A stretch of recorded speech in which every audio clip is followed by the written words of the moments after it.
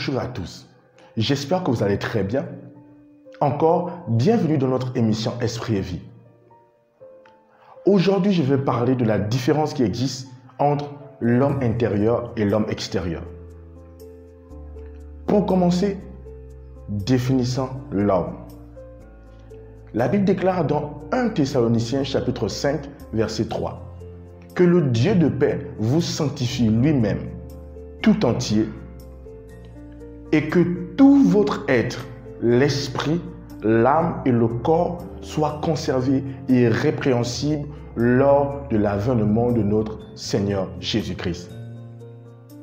Ici, d'après ce passage, nous comprenons très bien que l'homme est constitué de 3 entités: l'esprit, l'âme et le corps.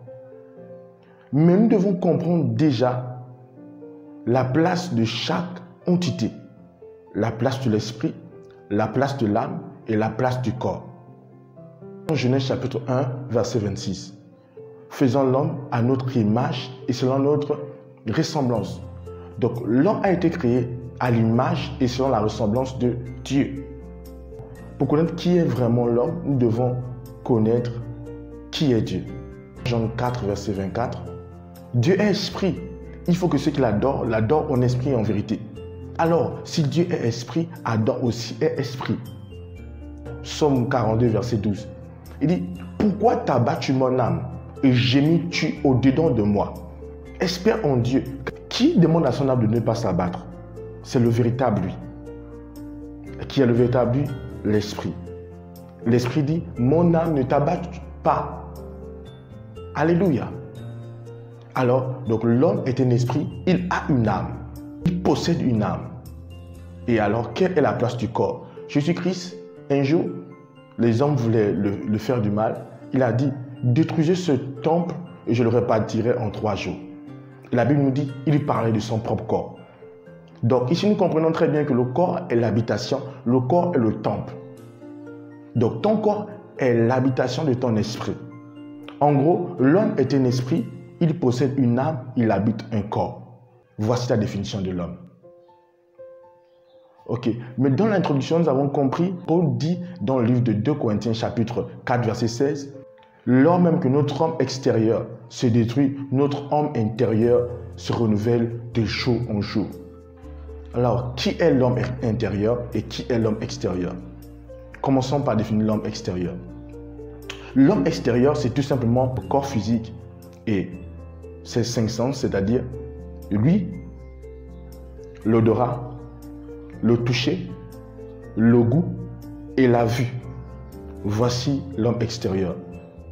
Et ces sens le permettent de relater avec son environnement, relater avec le monde physique. C'est par ces 5 sens qu'il reçoit des informations du monde physique. Ok, passons à l'homme intérieur. Qui est l'homme intérieur?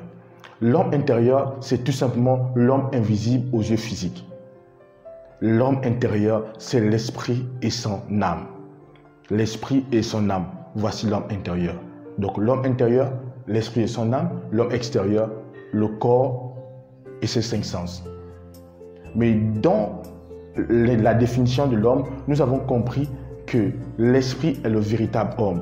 L'esprit est le véritable homme car l'homme est un esprit, il a une âme et il habite dans un corps. Donc l'homme intérieur est le véritable homme, celui qui contrôle l'homme extérieur. Alors, quelle est la connexion entre l'homme intérieur et l'homme extérieur? Définissons ensemble l'âme. L'âme, c'est tout simplement le siège de l'intelligence, de la volonté et des émotions. L'âme est le siège de l'intelligence, la volonté et les émotions. Alors, le point de connexion entre l'homme intérieur et l'homme extérieur, c'est votre intelligence. Votre intelligence est le point de connexion.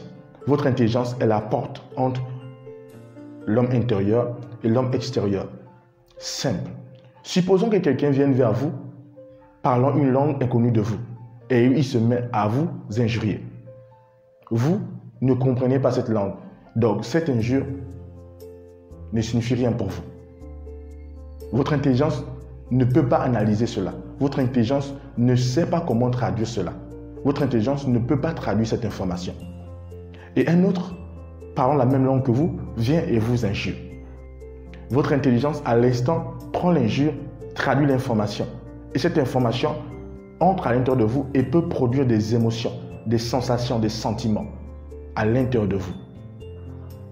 Nous voyons très bien que l'intelligence est le point de contact entre l'homme intérieur et l'homme extérieur.